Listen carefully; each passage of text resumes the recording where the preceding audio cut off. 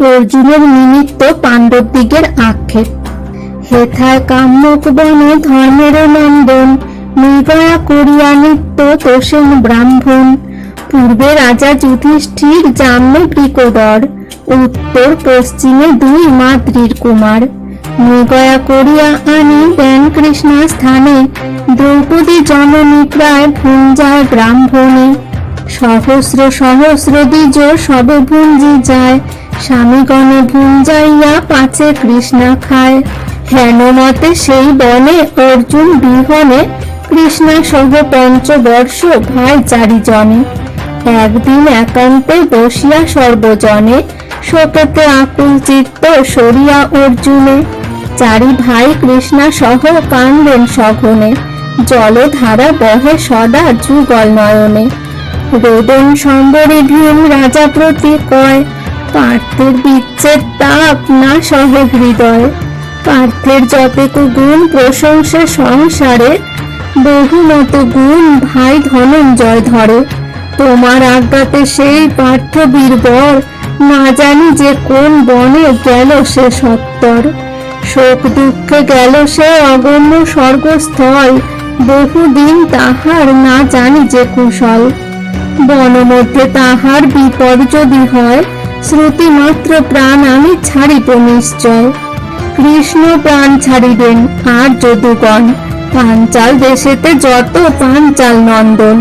সবে প্রাণ দিবে রাজা অর্জুন বিহনে, পার্থ বিনা শরীর ধরিব কি কারণে। যত কর্ম করল ধৃত রাষ্ট্রপুত্রগণ, অন্যজন হইলে প্রাণ ত্যাজি ততক্ষণ। ক্ষণেকে মারিতে পারি ঘৃণাতে না মারি, যে ভাইয়ের তেজে রাজা হেন মনে করি।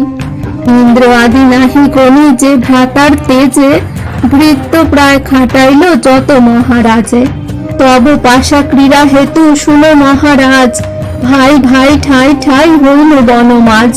এখনো সদয় হইয়া খনিচ কৌরবে, ত্রয়োদশ বৎসরান্তে অবশ্য মারিবে। তবে কেন দুষ্টেরে এক্ষণে ক্ষমা করি, বনে কত দুঃখ পাই তাহারে না মারি। যদি কদাচিৎ পাপ জ্ঞাতিবধে হয়, যজ্ঞদান করিয়া খুন দিব মহাশয়।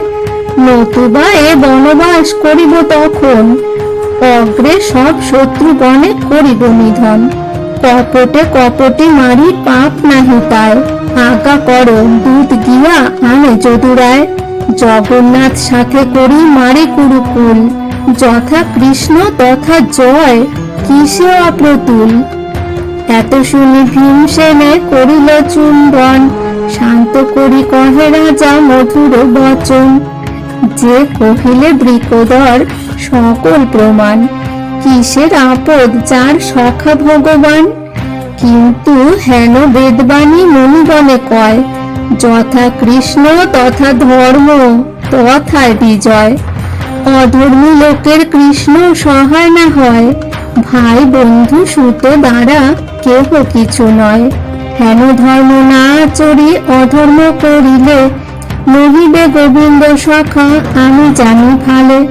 যে নিয়ম করিলাম খণ্ডাইতে নারী, নিয়ম করিয়া পূর্ণ মারো সব ওরি। হেন মতে ভাতৃসহ কথোপকথন, হেন কালে আইল বৃহদস্য তপোধন। যথোচিত পুজিলেন পাণ্ডুর নন্দন, বসিবারে দেন আনি কুশেরও আসন।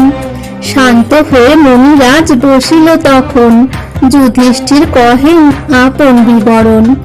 মহাভারতের কথা অমৃত সমান, কাশীরাম দাস কহে শুনে পুণ্যবান।